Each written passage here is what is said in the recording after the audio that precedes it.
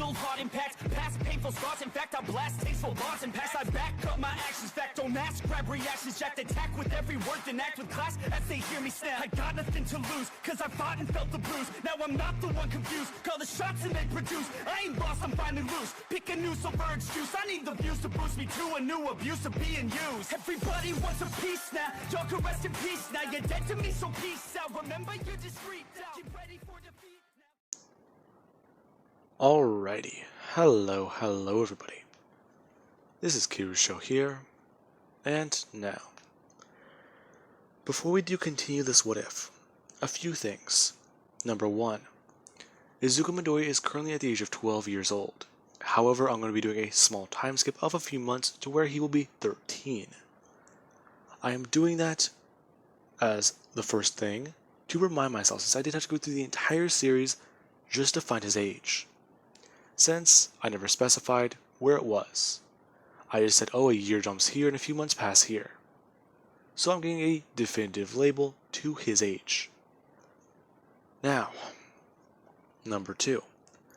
The events for this timeline were very hard to somewhat come up with. I had to talk to multiple other what-ifers like Kid Zeus, Alexis 2400, and a few other people. Number 3. Some of the events I am changing the way they worked. They will go by the same name as in the comics, however, the way the events happened will change. I am specifying that for hardcore comic book fans who are going to be watching this. Because if they know anything about the Void, they are probably, well, waiting to see what happens. Am I going to do this event? Am I going to do this event? I'm a comic book fan, and I know how they think. Now, with that out of the way, let us begin. Now, we will start with Izuku Midoriya, as he is currently sitting outside, him at the mansion in Genosha, as he's floating in the air with his legs crossed. And we do actually have where he is, him standing in front of Charles Xavier, as he does look up at the man, who is on his feet. Now, Charles, he is continuing on an explanation, as Midoriya and him do look in a direction, and Charles does begin to create things in the astral plane, telling Midoriya that everything that he does see here is a result of what he can do. Them walking over and actually walking through a park. Midoriya asking Charles if this place really does exist. Yes, I based it on the park I saw in San Francisco, in America. Really? Why there? Well, it was a beautiful place. And besides, he does say, looking at Midoriya, telling him that he can learn a lot from just simply going to a place, and looking back on it. Now, as Charles does say that, you do see 2 small mutant children run by. Midoriya actually seeing them and watching as a strange glow can be seen from them. Midoriya is staring at that as they do run by. Midoriya asking Charles what that is. Ah yes, you see it. They give off this aura, don't they? We telepaths can sense it. The mutant gene. It's very complicated. Through my experience with Cerebro, you are able to see it too. You're seeing things the way I typically see them. A bit jumbled together, but not too different. Now, Charles does continue on the explanation, telling Midoriya about how mutant powers are very delicate, and how the peaceful world they finally achieved is something he wants to keep. Now, Midoriya does understand this, as eventually Charles does think about telling Midoriya about the power of the Phoenix, as he does want to tell Midoriya. The young boy deserves to know that the power he has is quite dangerous, and most likely not even his own. But there's just one thing. The Phoenix is destined to doom the X-Men. Be their complete downfall. How is he supposed to tell this young boy that he's going to kill everyone he loves and everyone he's ever met? Now, Charles does not say a word about this. The moment the idea does pop in his head, he does end the lesson there. Now, Charles has put up psychic barriers around this simple thought, so as to prevent Midoriya from either, not being able to see it, or predict it using his clairvoyance. Now, we do then have Midoriya, who does actually open his eyes, as he does feel his phone buzzing in his pocket. Him pulling it out and going to answer the phone call, bringing it up to his ear as he does say hello in the mutant language. Now, you do have Inko on the other line, her confused and thinking that she dialed the wrong number for a second. Her saying Izuku before Midoriya does actually think about what he's going to say next. Him switching out of the mutant language. I don't know the name of it. Anyways, now, Midoriya does say, "Hey mom," and confuse Inko. Midoriya explained that he was speaking Genoshan, which I will just call it for right now. Now, she is confused by that. However, it does sort of make sense. Mutants, they should kind of have their own language technically. She doesn't know too much about it, but she's not going to question it. Now, Midoriya would ask her, "What's up?"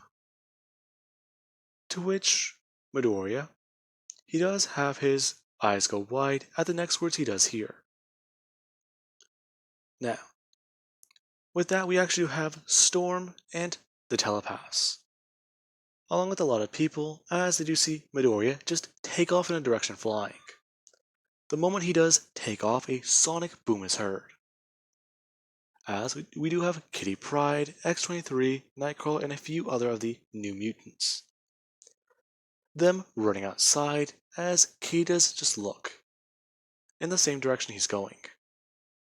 Now, Midoriya, he does actually get home, as he does come running through the front door to his house.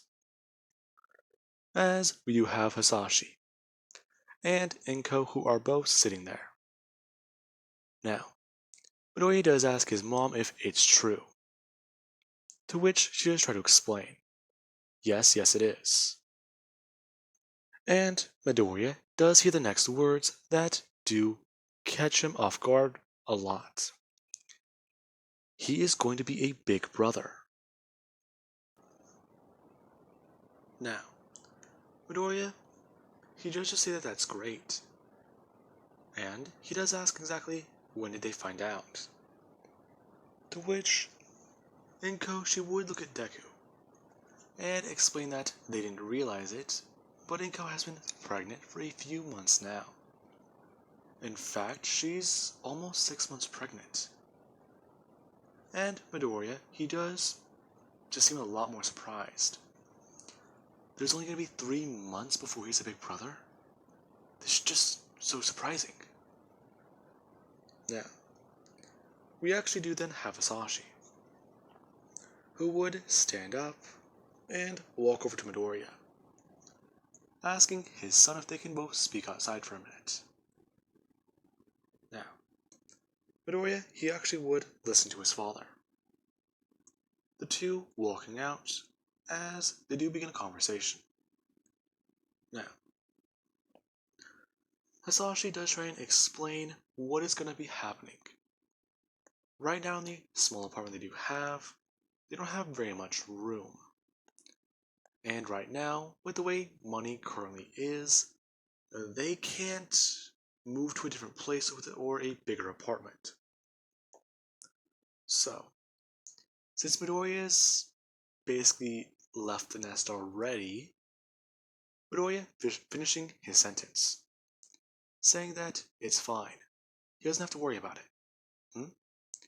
You sure, Zuko? Yeah. Dad, I get it. Trust me. Besides, I mean, what is it? I'm basically off the coast of Africa. Not really some place you can come by and visit every day. Then again, I can't fly. Yeah. And, well, even the place in Japan is not too far away. In fact, I kind of broke the sound barrier a few times on the way here. Oh, I was wondering how you got here so fast. Yeah, don't worry about it, Dad. Trust me. I understand. But just, well, make sure Mom's okay. I know she's not really comfortable with me and my powers, but I just don't want her to worry. Izuku, it's not that. Your mom worries because she's your mother. And there's the fact that, well, you're away from her a lot. The last couple years, your mom's been sort of felt like she's not there, you know? And even I feel like I've been lacking on the father department. So, just come by every once in a while. You're a mutant, sure, but we're your family. You do remember that, right? Hmm? Of course, Dad. Trust me, no. Sure, everyone I know I think of as family, but you're my dad. I'm not gonna be able to forget you for a long time. Now, Masashi does smile, as he does tell Izuku to be careful out there. Now, Roya does just tell his dad that he doesn't really have to be careful. He's fought the Hulk, remember? Of course I have, my boy. But hey, we're gonna start cleaning out your room a bit, okay? Some of the stuff you haven't, well, been around since you were a kid. Yeah, I know. Um, just leave it in the box and I'll sort it out next time I come by. I gotta get back. Everyone's probably worried about me. Now, with that, Midoriya, he does go to leave. However, he does have his phone buzz again. As he does go to open it up and hear about something. At the X Mansion in Genosha, the X-Men have picked up a case. And they want Izuku to be a part of the team. Now, Midoriya does try to get some insight as to what this team is investigating. As, let's say, somebody on the other line, Cyclops, does tell Midoriya that the team is investigating what appears to be the disappearance of some mutants. Now, Midoriya does ask about this. Why him? Cyclops just talking about how Midoriya, he does have the ability to, well, hide in shadows, doesn't he? Oh, I mean, technically, yeah, I think. I can warp shadows and use them to my advantage. But at the same time, I think I can turn my body into him. I don't know, I've only ever done that once during the fight I had. Yeah, you won't shut up about it. Neither will anyone else in the community of mutants. Anyways. Now, just for right now, head to the area and investigate. Now, Midoriya would then be told a phone number to call. As he does leave over to the area and call the phone number. Now, you do actually have Midoriya who does have an earpiece in his ear.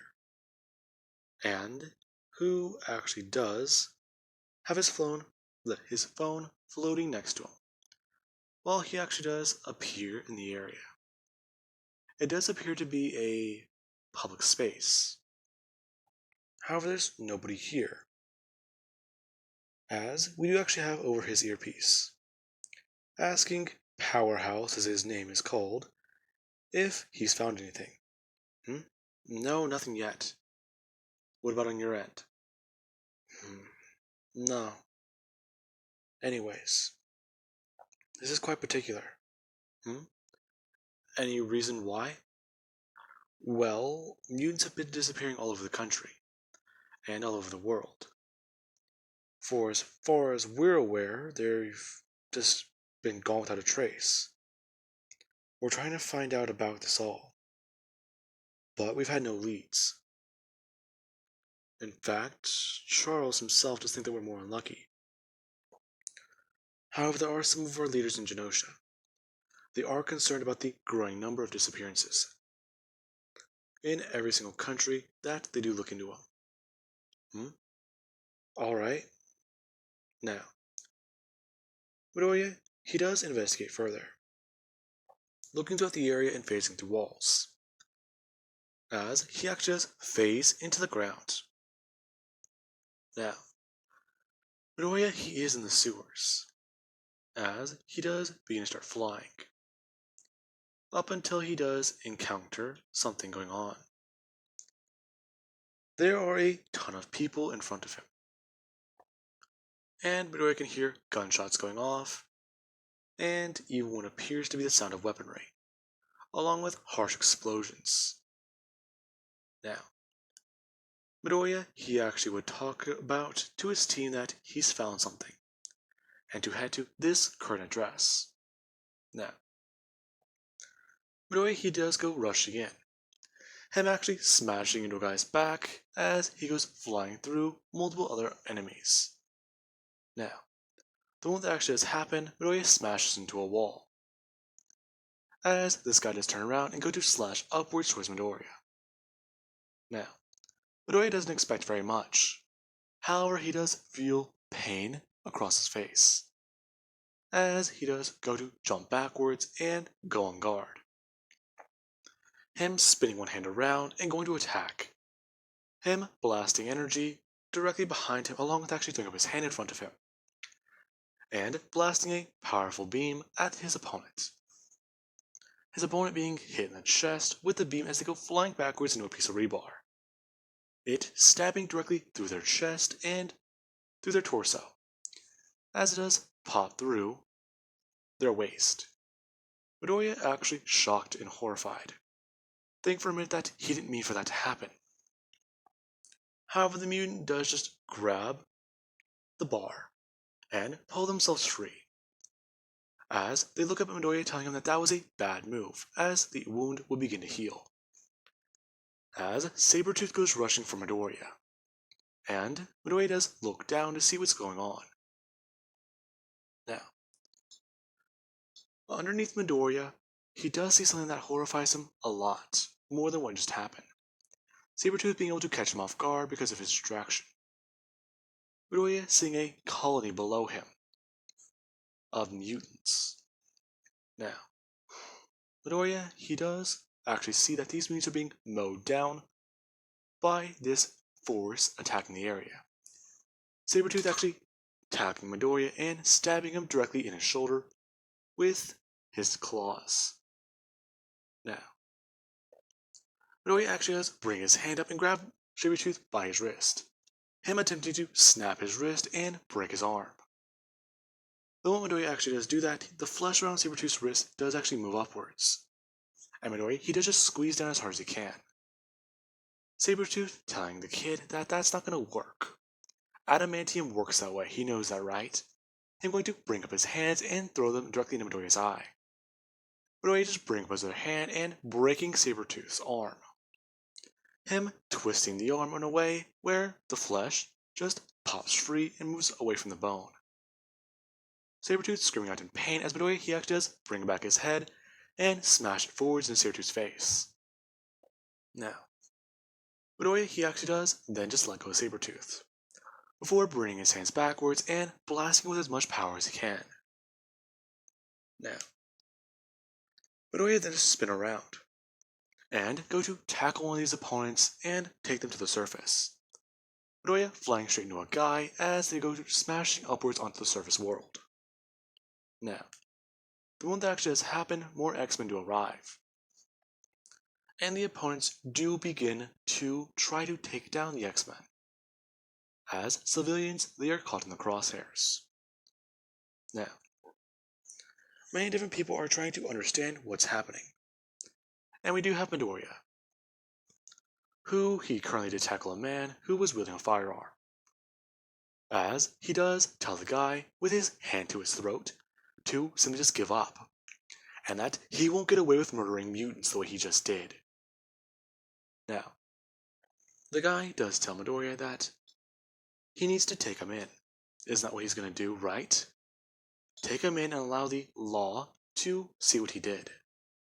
Now, Midoriya, he does actually think about it for 1 minute, as we do have his hand as black claws begin to form and cover Midoriya's entire wrist and hand. Midoriya just thinking about it, as a playing card is thrown directly onto this guy's face. Midoriya actually looking up to see the card as it does explode. The guy's head popping like a grape, as Midoriya just drop his body and back away, looking up to see a man in a suit, as he does hold a deck of cards in one hand. Him telling the kid that he's very sorry, and that he didn't know that they would do this. Now, Midoriya is tackled to the ground, and he does go to spin around and attack that person. However, he does find that it's somebody he does know. Another X-Men, as he does turn around to see for the guy. The guy is gone. And Midoriya doesn't know what happened. Now, with that being said, Midoriya, he has gotten back to the mansion, as the Hero Association and the Genosha Association, or the Mutant Association, are informed about this. Apparently, there was a team of humans and mutants hunting down more mutants and killing them all. In fact, the same type of wounds that have been found on these people, well, it's sort of strange to classify. There's too many things that they don't know. And apparently these vigilantes could be possibly human. Now, with that being said, I do hope you guys enjoyed. Have an amazing night. I'll catch you guys in the next part.